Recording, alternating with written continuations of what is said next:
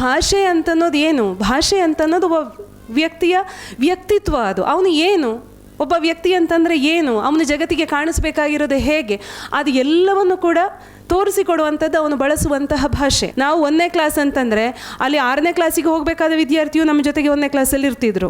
ಯಾಕೆ ಇರ್ತಿದ್ರು ಅಂತಂದರೆ ಅವರಿಗೆ ಅಕ್ಷರ ಬರೀಲಿಕ್ಕೆ ಬರ್ತಿದ್ದಿರಲಿಲ್ಲ. ಅದೇ ಸಮಸ್ಯೆ, ಕಾಗುಣಿತ ಬರೀಲಿಕ್ಕೆ ಬರಬೇಕು. ಖಾಸಗಿಯಲ್ಲಿ ಹೇಗೆ ಅಂತಂದರೆ, ಈಗ ನಾನು ಪಾಠ ಮಾಡ್ತಾ ಇರುವಂಥದ್ದು PUC ಹಂತದಲ್ಲಿ.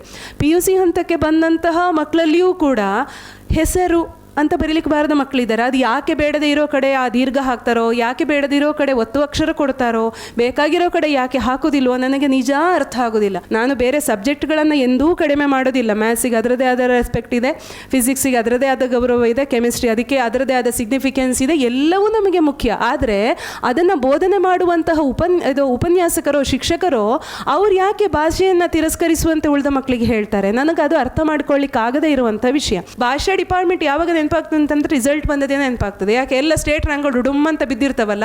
ಮ್ಯಾಥ್ಸು, ಕೆಮಿಸ್ಟ್ರಿ, ಫಿಸಿಕ್ಸು, ಬಯಾಲಜಿ ಎಲ್ಲ 100ಕ್ಕೆ 100 ತೆಗೆದಿರ್ತಾರೆ. ಇಂಗ್ಲೀಷು, ಕನ್ನಡ 75, 76 ಬಂದಿರ್ತಾರೆ. ಕರೆದು ನಮ್ಮನ್ನು ಉಗಿತಾರೆ. ಎಲ್ಲರಿಗೂ ನಮಸ್ಕಾರ. ನನಗೆ ಕೊಟ್ಟಿರುವಂಥ ಅವಕಾಶ 10 ನಿಮಿಷದ ಅವಧಿ. ಬಹುಶಃ ಅಷ್ಟು ಹೊತ್ತಲ್ಲಿ ಎಷ್ಟನ್ನು ಮಾತನಾಡ್ಬೋದು ಅಷ್ಟನ್ನು ಮಾತಾಡೋಣ. ಆಮೇಲೆ ಮಿಕ್ಕದನ್ನು ನಿಮ್ಮ ಜೊತೆಯಲ್ಲಿ ಮಾತನಾಡ್ತಾ ಚರ್ಚೆಯೊಳಗೆ ಅದೆಲ್ಲವೂ ವಿಷಯಗಳು ಸೇರಿಕೊಳ್ಬೋದು ಅಂತ ಅಂದ್ಕೊಂಡಿದ್ದೇನೆ. ಈಗಾಗಲೇ ಇಬ್ಬರು ಮಾತಾಡಿದರು. ಬರಬೇಕಾಗಿರುವಂತಹ ನೀತಿ ಶಿಕ್ಷಣ ಅಥವಾ ಜಾರಿಯಲ್ಲಿ ಇರುವಂತಹ, ಅದರ ಜೊತೆಯಲ್ಲಿ ವಿಶ್ವವಿದ್ಯಾನಿಲಯಗಳ ಮಟ್ಟದಲ್ಲಿ ಜ್ಞಾನ ಅಂತನ್ನೋದು ಹೇಗಿದೆ ಅಥವಾ ಯಾವ ಥರದಲ್ಲಿ ಆಗ್ತಿದೆ ಅದೆಲ್ಲವನ್ನು ಹೇಳಿದರು. ನಾನು ಮಾತಾಡುವ ಅಂತ ಅಂದ್ಕೊಂಡಿರುವಂತಹ ವಿಷಯ ಈ ಜ್ಞಾನಕ್ಕೆ ಮೂಲವಾದಂತಹ ಭಾಷೆಯ ಬಗ್ಗೆ. ಬಹುಶಃ ಎಲ್ಲರೂ ಒಂದಲ್ಲ ಒಂದು ರೀತಿಯಲ್ಲಿ ಭಾಷಾ ಸಂತ್ರಸ್ತರೇ ಆಗಿದ್ದೇವೆ ಇವತ್ತಿನ ದಿವಸಗಳಲ್ಲಿ. ಕೆಲವೊಂದು ಸತಿ ಯೋಚನೆ ಮಾಡಿದಾಗ ನನ್ನ ಜೀವನದ ದೊಡ್ಡ ಒಂದು ತಪ್ಪು ನಿರ್ಧಾರ ಅಂತಂದರೆ ನಾನು ಭಾಷಾ ಉಪನ್ಯಾಸಕ್ಕೆ ಆಗಬೇಕು ಅಂತ ಅಂದ್ಕೊಂಡಿದ್ದು ಅಂತ ಅನ್ನಿಸುವಷ್ಟರ ಮಟ್ಟಿಗೆ ನನಗೆ ಸಾಕಾಗಿ ಹೋಗಿದೆ.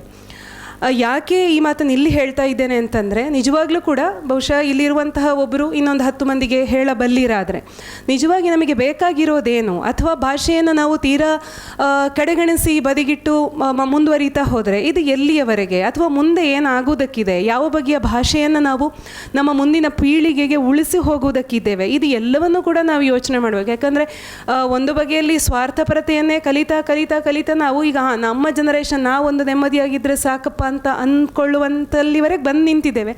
ಆದರೆ ಅಷ್ಟಾದರೆ ಸಾಲುದಿಲ್ವಲ್ಲ. ನಾಳೆಯ ದಿನ ನಮ್ಮ ಮಕ್ಕಳು, ನಮ್ಮ ಮೊಮ್ಮಕ್ಕಳು ಇದೇ ಕಾರಣಕ್ಕಾಗಿಯೇ ಸಫರ್ ಆಗುವ ರೀತಿಯಲ್ಲಿ ಪರಿಸ್ಥಿತಿಗಳು ಬಂದರೆ ಅದಕ್ಕೆ ನೇರವಾಗಿ ಹೊಣೆಯನ್ನು ನಾವೇ ಹೊರಬೇಕಾಗ್ತದೆ. ಆ ರೀತಿಯಾದಂಥ ಒಂದು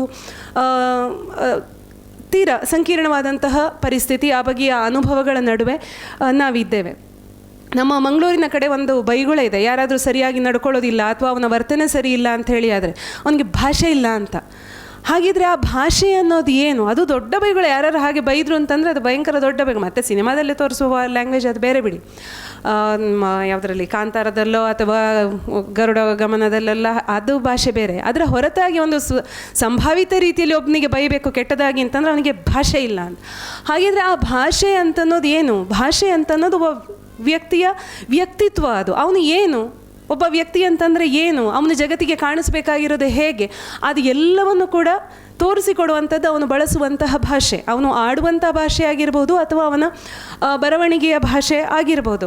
ಸುಮ್ಮನೆ ಇರುವಂಥ ಹಿರಿಯರ ಉದಾಹರಣೆಯಲ್ಲೇ ಹೇಳೋದಾದರೆ, ಹೆಚ್ಚಿನವರಿಗೆ ಕುವೆಂಪು ಸಾಹಿತ್ಯ ಇಷ್ಟ ಆದ ರೀತಿಯಲ್ಲೇ ತೇಜಸ್ವಿಯರ ಬರಹಗಳು ಇಷ್ಟ ಆಗಬೇಕಾಗಿಲ್ಲ. ಯಾಕಂದರೆ ಅವರು ಬಳಸುವಂತಹ ಭಾಷೆಯ ರೀತಿ ಒಂದು ಸ್ವಲ್ಪ ಮಟ್ಟಿಗೆ ಬೇರೆ. ನಂದು ಆಕ್ಷೇಪ ಅಲ್ಲ, ಅವರವರಿಗೆ ಒದಗಿದಂಥ ಭಾಷೆಯಲ್ಲಿ ಬರೀತಾ ಹೋಗ್ತಾರೆ, ಮಾಡ್ತಾ ಹೋಗ್ತಾರೆ, ದಟ್ ಈಸ್ ಸೆಕೆಂಡರಿ. ಆದರೆ ಶಿಕ್ಷಣದಲ್ಲಿ ಭಾಷೆಯ ಪರಿಸ್ಥಿತಿಯನ್ನು ನಾವು ಗಮನಿಸ್ಕೊಳ್ತಾ ಬಂದರೆ ಈಗ ಎಲ್ಲವೂ ಒಂದು ಬಗೆಯ ಉದಾರತೆಯ ಇದು ಜಾಸ್ತಿ, ಒಂದು ಬದಿಯಿಂದ ಎಲ್ಲ ಎಕ್ಸ್ಟ್ರೀಮಿಟಿ, ಅತಿರೇಕದ ಯುಗ ಅಂತ ಹೇಳಿದ ಕಲಿಯುಗ ಅಂತ ಅನ್ನೋದು ತೀರಾ ಅತಿರೇಕ, ಎಲ್ಲದರಲ್ಲೂ ಅತಿರೇಕ.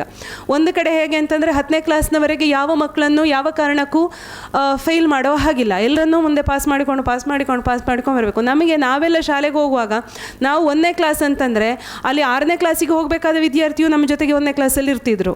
ಯಾಕೆ ಇರ್ತಿದ್ರು ಅಂತಂದರೆ ಅವರಿಗೆ ಅಕ್ಷರ ಬರೀಲಿಕ್ಕೆ ಬರ್ತಿದ್ದಿರಲಿಲ್ಲ. ಅದೇ ಸಮಸ್ಯೆ, ಕಾಗುಣಿತ ಬರೀಲಿಕ್ಕೆ ಬರಬೇಕು. ನಾವು 3ನೇ ಕ್ಲಾಸ್ ಹೋಗಲಿ 4ನೇ ಕ್ಲಾಸ್ ಹೋಗಲಿ, ನಮಗಂತೂ ಯಾವುದಾದ್ರೂ ಒಂದು ಪೀರಿಯಡ್ ಟೀಚರ್ ಯಾರಾದರೂ ಬಂದಿರಲಿಲ್ವ ಆವಾಗ ಬರೀ ಕಾಗುಣಿತ ಬರೆಸೋದು ಕೆಲಸ. ಮಿಕ್ಕವರು ಬಂದವರಿಗೆ ಅವರನ್ನು ಕ್ಲಾಸ್ ಲೀಡರ್ಸ್ ಅಂತ ಯಾರನ್ನು ಮಾಡಿರ್ತಾರೆ ಅವರವ್ರನ್ನ ಮಾನಿಟರ್ ಮಾಡಬೇಕು, ಉಳಿದ ಮಕ್ಕಳು ಬರೆದಿರೋದನ್ನು ತಿದ್ದಬೇಕು. ಈ ರೀತಿ ಎಲ್ಲ ಮಾಡಿ ಕಾಗುಣಿತ ಬರೆಸಿ ತಿದ್ದಿ ನಿದ್ದೆಯಿಂದ ಎಬ್ಬಿಸಿ ಒಂದು ಪದವನ್ನು ಬರಿ ಅಂತ ಹೇಳಿದರೂ ಕೂಡ ಅದನ್ನು ಸರಿಯಾಗಿ ಬರೆಯುವಷ್ಟರ ಮಟ್ಟಿಗೆ ನಮ್ಮ ಗುರುಗಳು ನಮ್ಮನ್ನು ತಿದ್ದಿದ್ರು. ನಾನು ಓದಿದ್ದು ಸರ್ಕಾರಿ ಶಾಲೆಯಲ್ಲೇ, ಧರ್ಮಸ್ಥಳದ ಹತ್ರ ನಿಡ್ಲೆ ಅಂತ ಅನ್ನೋ ಸರ್ಕಾರಿ ಶಾಲೆ. ಆವಾಗ ಖಾಸಗಿ ಶಾಲೆಗಳ ವಿಷಯವೇ ಅಷ್ಟಾಗಿರಲಿಲ್ಲ. ಇದು ಉಜಿರೆಯಲ್ಲಿ ಒಂದು ಇಂಗ್ಲೀಷ್ ಮೀಡಿಯಮ್ ಇದಿತ್ತು. ಅದು ತೀರಾ ಯಾರಿಗೆ ಕನ್ನಡ ಓದೋದು ಭಾಳ ಕಷ್ಟ ಆದವರಿಗೆ ಅಷ್ಟೇ ಇಂಗ್ಲೀಷ್ ಮೀಡಿಯಮ್ ಅಂತ ಅವ್ರ ಬಗ್ಗೆ ನಮಗೆ ಅನುಕಂಪ ಇತ್ತು. ಆ ರೀತಿಯದ್ದಾದಂಥ ಒಂದಿದು ಎಲ್ಲ ಇಷ್ಟಪಟ್ಟಿಗೆ ಹೀಗೆ ಅಡಿಮೇಲಾಗ್ತದೆ ಅಂತ ಅನ್ನೋ ಕಾನ್ಸೆಪ್ಟೇ ನನಗೆ ನಿಜವಾಗ್ಲೂ ಅರ್ಥ ಆಗ್ತಿಲ್ಲ, ಅಥವಾ ಆ ಬಗ್ಗೆ ಒಂದು ಅರಿವು ಕೆಲವೊಂದು ಸಲ ಭಯ ಬೀಳಿಸ್ಬಿಡುತ್ತೆ. ಈಗ ನಾವೆಲ್ಲ ಯಾಕೆ 10ನೇವರೆಗಾದರೂ ಈ ಒಳ್ಳೆ ಅಂಕಗಳನ್ನೇ ಗಳಿಸ್ಕೊಂಡು ಯಾಕೆ ಕಲ್ತ್ವಿ ಅಂತ ನಮ್ಮ ಮಾತೃಭಾಷೆಯಲ್ಲೇ ಕಲ್ತ್ವಿ ಅನ್ನೋದೊಂದು ಕಾರಣ ಆಗಿರ್ಬೋದು. ಎಲ್ಲವನ್ನು ಕನ್ನಡದಲ್ಲೇ ಬರೆಯೋದಲ್ವಾ, ಆವಾಗ ಕನ್ನಡ ಬರೆಯೋದಕ್ಕೇನು ಸಮಸ್ಯೆ ಇಲ್ಲ. ಈಗ ಅಲ್ಲಿ ಬರೆದ ತಪ್ಪಾಯಿತು ಅಂತಂದರೆ, ಬೇರೆ ಸಮಾಜ ವಿಜ್ಞಾನದಲ್ಲಿ ಬರೆಯುವಾಗಲೂ ಪದ ತಪ್ಪಾಯಿತು ಅಂತಂದರೆ ಅದಕ್ಕೊಂದು ರೌಂಡ್ ಆಫ್ ಮಾಡಿ ತಪ್ಪು ಹೀಗೆ ಅದನ್ನು ಡಿಕ್ಟೇಷನ್ ಬರೆಸೋದು ಏನೋ ಒಂದು ಮಾಡ್ತಿದ್ರಲ್ಲ ತಿದ್ದಲಿಕ್ಕೆ ನಮ್ಮ ಟೀಚರ್ಸು. ಈಗ ಅಂಥದ್ದೊಂದು ವ್ಯವಸ್ಥೆಯೇ ಇಲ್ಲ. ಕಾಪಿ ರೈಟಿಂಗ್ ಅಂತ ಅನ್ನೋದಿಲ್ಲ. ತೀರಾ ಕೆಲವು ಶಾಲೆಗಳಲ್ಲಿದೆ. ಇನ್ನು ಕೆಲವು ಶಾಲೆಗಳಲ್ಲಿ ನೋಟ್ಸ್ ಬರೆಯೋದನ್ನು ಅವರು ಕಾಪಿ ಪುಸ್ತಕದಲ್ಲಿ ಬರೀಬೇಕು. ಅಲ್ಲಿ ಅದು ಒಂದು 4ನೇ ತನಕ ಇದೆ. ನಾವೆಲ್ಲ ಈಗ 10ನೇ ಕ್ಲಾಸ್ವರೆಗೆ ಕಾಪಿ ಬರೆದಿದ್ದೇವೆ.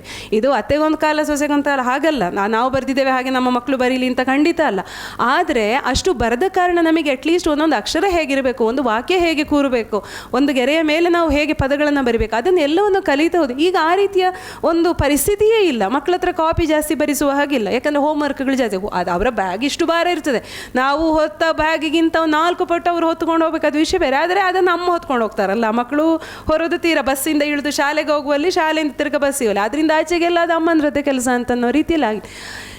ಇದು ಎಲ್ಲಿಯವರೆಗೆ ಬಂದಿದೆ ಅಂತ ಹೇಳಿದರೆ, 10ನೇ ಕ್ಲಾಸಿನ ತನಕ ಮುಂದಕ್ಕೆ ತಳ್ಕೊಂಡು ಸರ್ಕಾರಿ ಶಾಲೆಯಲ್ಲಿ ಒಂದು ರೀತಿಯ ಸಿಸ್ಟಮ್ ಆದರೆ, ಖಾಸಗಿಯಲ್ಲಿ ಹೇಗೆ ಅಂತಂದರೆ, ಈಗ ನಾನು ಪಾಠ ಮಾಡ್ತಾ ಇರುವಂಥದ್ದು PUC ಹಂತದಲ್ಲಿ.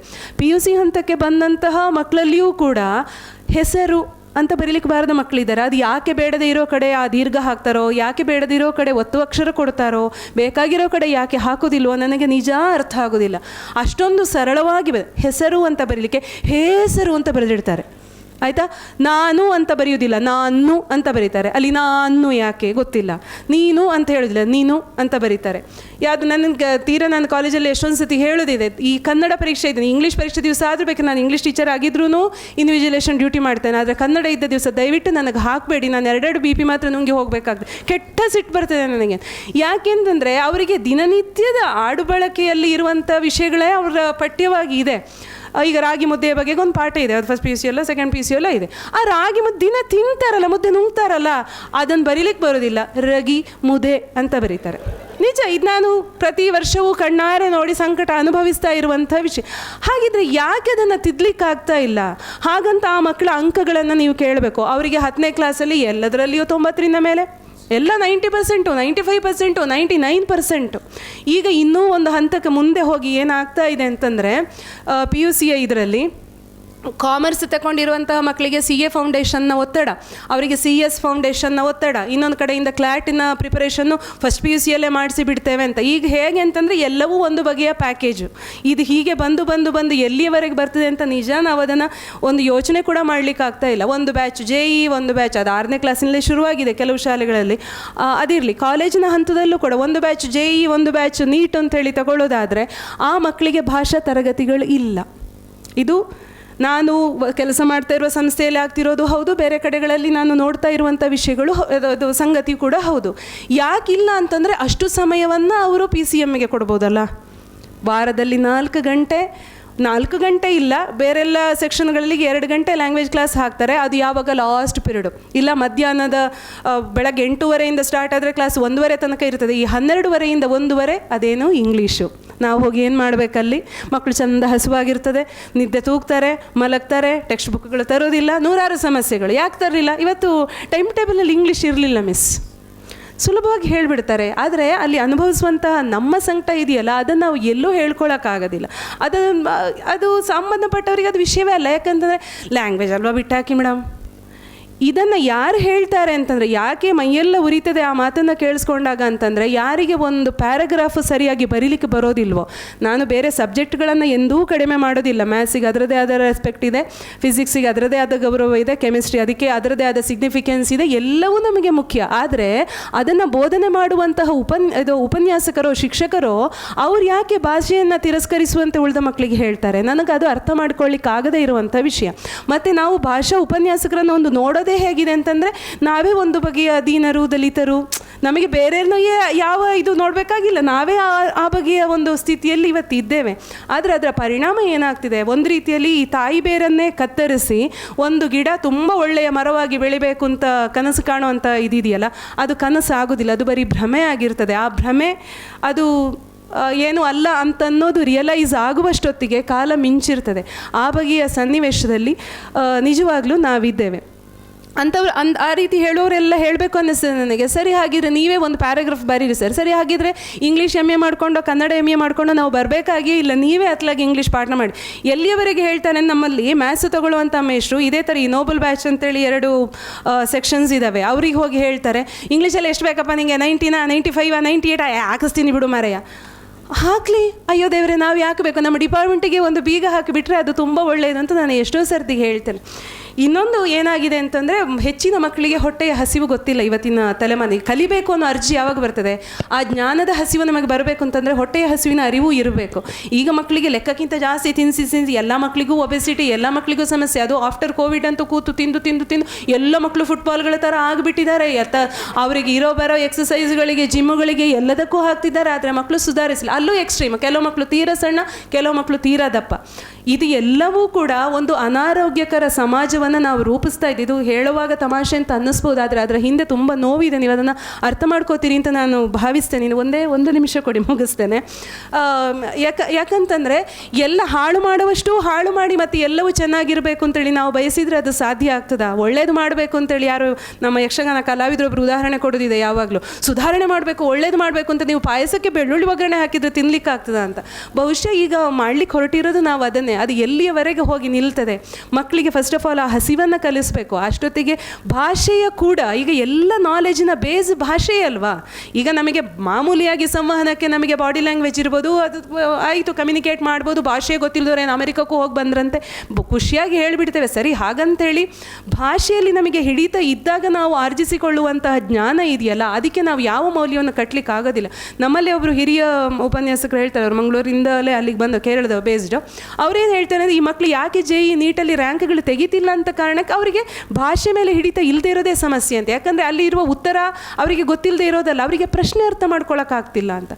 ಅಷ್ಟನ್ನು ಕೂಡ ಅರ್ಥ ಮಾಡಿಕೊಳ್ಳಕ್ಕಾಗದೇ ಇರುವಷ್ಟರ ಮಟ್ಟಿಗೆ ಈ ಖಾಸಗಿ ಸಂಸ್ಥೆಯೊಳಗಡೆ ಮ್ಯಾನೇಜ್ಮೆಂಟ್ಗಳು ಸೋತಿದ್ದಾವೆ. ಯಾಕಂದರೆ ಭಾಷೆ ಅಂತ ಬಿಡು, ಬಿಟ್ಟಾಕು. ಭಾಷಾ ಡಿಪಾರ್ಟ್ಮೆಂಟ್ ಯಾವಾಗ ನೆನಪಾಗ್ತದೆ ಅಂತಂದರೆ ರಿಸಲ್ಟ್ ಬಂದದೇ ನೆನಪಾಗ್ತದೆ. ಯಾಕೆ ಎಲ್ಲ ಸ್ಟೇಟ್ ರ್ಯಾಂಕ್ಗಳು ಡುಮ್ ಅಂತ ಬಿದ್ದಿರ್ತಾವಲ್ಲ. ಮ್ಯಾಥ್ಸು, ಕೆಮಿಸ್ಟ್ರಿ, ಫಿಸಿಕ್ಸು, ಬಯಾಲಜಿ ಎಲ್ಲ 100ಕ್ಕೆ 100 ತೆಗೆದಿರ್ತಾರೆ. ಇಂಗ್ಲೀಷು, ಕನ್ನಡ 75, 76 ಬಂದಿರ್ತಾರೆ. ಕರೆದು ನಮ್ಮನ್ನು ಉಗಿತಾರೆ. ಮಕ್ಕಳನ್ನು ಕೇಳೋದಿಲ್ಲ, ಯಾಕಪ್ಪ ಕಡಿಮೆ ತಗೊಂಡು. ಯಾಕಂದರೆ ಉತ್ತರ ಕೊಡಬೇಕಾಗಿರೋರು ನಾವು. ನಮಗೆ ಕ್ಲಾಸು ಕೊಡೋದಿಲ್ಲ, ಪಾಠ ಮಾಡೋ ಹಾಗಿಲ್ಲ, ಕ್ಲಾಸಲ್ಲಿ ಇನ್ನೂ ಇದೆ, ಕ್ಲಾಸಲ್ಲಿ ಬರೆಸೋ ಹಾಗಿಲ್ಲ, ನೋಟ್ಸ್ ಕೊಡೋ ಹಾಗಿಲ್ಲ, ಅವ್ರ ಹತ್ರ ಓದಿಸೋ ಹಾಗಿಲ್ಲ. ಭಾಷೆ ಕಲಿಯೋದು ಹೇಗೆ? ರೀಡಿಂಗ್, ರೈಟಿಂಗ್, ಲಿಸ್ನಿಂಗ್ ಎಲ್ಲ 4 ಸ್ಕಿಲ್ಗಳು ಹೇಳ್ತೀವಲ್ಲ, ಅದು ಯಾವುದನ್ನು ಮಾಡೋ ಹಾಗಿಲ್ಲ. ಅದು ಏನೂ ಮಾಡದೆ ಭಾಷೆ ಬರಬೇಕು ಅಂತಂದರೆ ಹೇಗೆ ಬರಬೇಕು? ಎಲ್ಲರ ತಲೆಯೊಳಗೂ ಒಂದು ChatGPT ಚಿಪ್ ಕೊಟ್ಟು ಬಿಟ್ಟರೆ ರಗಳೇ ಇಲ್ಲ. ಅದು ಆಯಿತು, ಏನು ಹೇಳಬೇಕು ಅದನ್ನು ಅದೇ ಕೊಟ್ಟುಬಿಡತ್ತೆ. ಆಯಿತು, ಗಿವ್ ಮೀ ಸಮಥಿಂಗ್, ವಾಟ್, ಯಾವುದು ಇಂಥ ಪೋಯಮ್ ಸಮ್ಮರಿ ಕೊಟ್ಟುಬಿಡಿ, ಅದು ನೀಟಾಗಿ ಕೊಡುತ್ತೆ. 200 ವರ್ಡಲ್ಲಿ ಬೇಕಾ ಕೊಡುತ್ತೆ, 100 ವರ್ಡಲ್ಲಿ ಬೇಕಾ ಕೊಡುತ್ತೆ. ಮಕ್ಕಳಿಗೆ ಏಕೆ ಬೇಕು ಭಾಷೆ? ಆ ಥರದಂತಹ ಪರಿಸ್ಥಿತಿಯೊಳಗೆ ನಾವಿದ್ದೇವೆ. ಇದು ಕೇವಲ ನನ್ನ ಮನಸ್ಸಿನ ಅಳಲು, ನನ್ನ ನೋವು. ಬಹುಶಃ ಇದೆ, ಈ ವಿಚಾರಗಳನ್ನು ನಾನು ಸುಮಾರು ಸತಿ ಲೇಖನಗಳ ರೂಪದಲ್ಲೆಲ್ಲ ಬರೆದಾಗಿದೆ. ಆದರೆ ಅದರಿಂದ ಏನಾಗುತ್ತೆ ಗೊತ್ತಿಲ್ಲ. ಆದರೆ ನನ್ನ ಫ್ರಸ್ಟ್ರೇಷನ್ಸ್ ಆದರೂ ತಕ್ಕ ಮಟ್ಟಿಗೆ ಹೊರ ಹಾಕಲಿಕ್ಕೆ ನನಗೊಂದು ವೇದಿಕೆ ಆಯಿತು ನಾನು ಭಾವಿಸ್ತೇನೆ. ಹಾಗಾಗಿ ಹೇಳೋದಿಷ್ಟೇ, ದಯಮಾಡಿ ಭಾಷೆಯನ್ನು ಸುಧಾರಿಸುವ ಕಡೆಗೆ ಎಲ್ಲರೂ ಕೂಡ ಒತ್ತಡ ಹೇರೋದು ಅಗತ್ಯ ಇದೆ. ಇಲ್ಲ ಅಂತಂದರೆ ಕಡೆಗೆ ಮಂತ್ರಿಗಳ ಹಂದಿಗೆಲ್ಲ ಕಾರು ಡಿಕ್ಕಿ ಅಂಥೇಳಿ ಇದರಲ್ಲಿ ಚಾನಲ್ಗಳಲ್ಲಿ ಬರ್ತದಲ್ಲ, ಇಲ್ಲದಿದ್ದರೆ ಮಾವನ ಹಕ್ಕುಗಳ ನಿಯಂತ್ರಣ ಅಂತನ್ನೋ ರೀತಿಯಲ್ಲಿ ಬರ್ತದಲ್ಲ, ಅದೇ ಆಗಿಬಿಡುತ್ತದೆ ಎಲ್ಲವೂ ಕೂಡ. ನಮಸ್ಕಾರ.